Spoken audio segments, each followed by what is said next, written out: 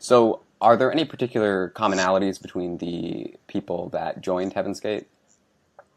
Yes, the commonality is that they were pretty much all spiritual seekers, and there are different phases of the group's movement, or of the movement's history. Most members joined in the 70s. Remember, there were several hundred members by that point, and then a few joined later on in the 80s and 90s. But throughout the time periods, the people who joined had been spiritual seekers who had experimented with other religious traditions, alternative religions, religious practices. In the 70s, often it had been psychedelic drugs or communes. In the 80s and 90s, it was more likely to be a New Age movement or meditation or yoga. But there are people who had joined Scientology, Transcendental Meditation, things like that. And for one reason or another, they all sort of kept going, and they didn't stick with one of those traditions. They got into Heaven's Gate, and most of the members actually left. Remember, they had several hundred people, and they were down to 40 by the end. So most joined. They did some spiritual seeking at Heaven's Gate, and they kept going. And a few stuck around and decided this was what they had actually been looking for. But yeah, almost all of them, or all of them, either were spiritual seekers or were open to seeking. Mm-hmm. Okay, and I guess this brings us to the question then, what brought members of the group to the point where, the mass suicide seemed like the way to go? Sure. So they believed that they were not of the earth, and they wanted to get off the earth. They saw themselves increasingly as extraterrestrials, as aliens stuck on the planet.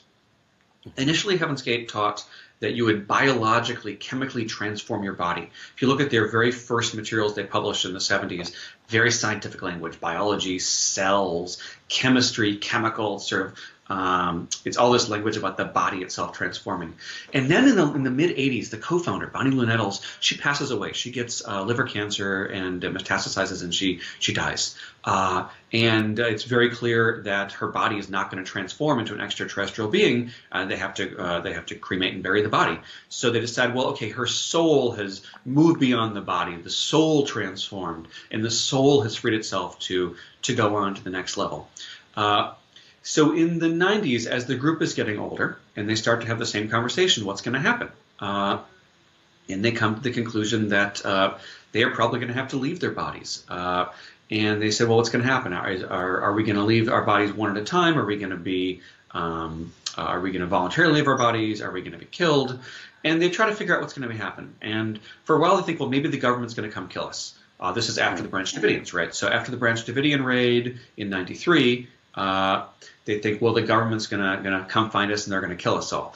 The thing is, the Heaven's Gate wasn't on the government's radar. They hadn't done anything illegal. There wasn't much interest in them. Yeah. So the leaders of the movement said, well, the government's not going to kill us, so what are we going to do? They said, well, we can wait. Each of us can die individually of old age. But it was a communal group. They saw themselves as a family. They saw themselves as a class. They didn't want to just sort of watch their members die off one by one.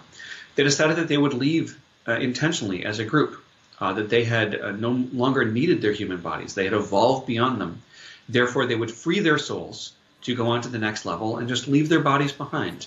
And the metaphor they used was a vehicle, that their body was a vehicle. But they had parked the vehicle, they'd opened the door, and they had got out. It was time to leave it. Just like you don't, if you're going to a sporting event, you don't stay in your vehicle after you park it at the parking lot. You get out and you walk into the stadium. Mm-hmm. So too, they were going to go on to their next mission in the universe, and they could leave their human bodies behind. Yeah, and this is what you referred to in your book, I believe, as the euphemization of violence, correct? Yes. It's instead of referring to it as suicide, it becomes euphemized as leaving behind a vehicle. Elsewhere, they call it an upload. They say that the data is going to be uploaded, that we're going to leave behind the old hardware. So the body becomes a discarded computer. The body becomes an old car.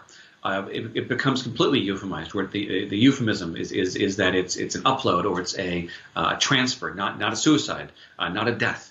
Mm-hmm. And that makes it easier, I think, to then engage in that act if you see it in those terms. Yeah. And they actually had a big document which they wrote before the suicides on why it wasn't a suicide, why it was actually better called an exit. An Earth exit.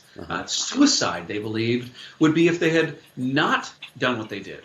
Suicide was to not join the next level, to stick themselves on this planet. They believed in reincarnation, so they believed that if they didn't free their souls to go on to the next level, that they would be stuck on this planet for thousands of years, reincarnating over and over again. This is the Buddhist or Hindu concept of samsara, right? They believed they would be stuck in samsara, reincarnating over and over and over again, until thousands of years from now they'd have another chance to join the next level.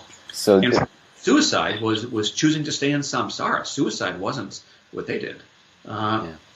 I don't know if they were influenced by Buddhism explicitly in that regard, but certainly one could look at the examples of Buddhist self-immolators. You know, the Buddhist monks who set fire to themselves as protests and said that this was not a form of suicide; it was a form of calling attention to injustice, and this wasn't sort of a death of the body so much as a freeing of the essence of the self.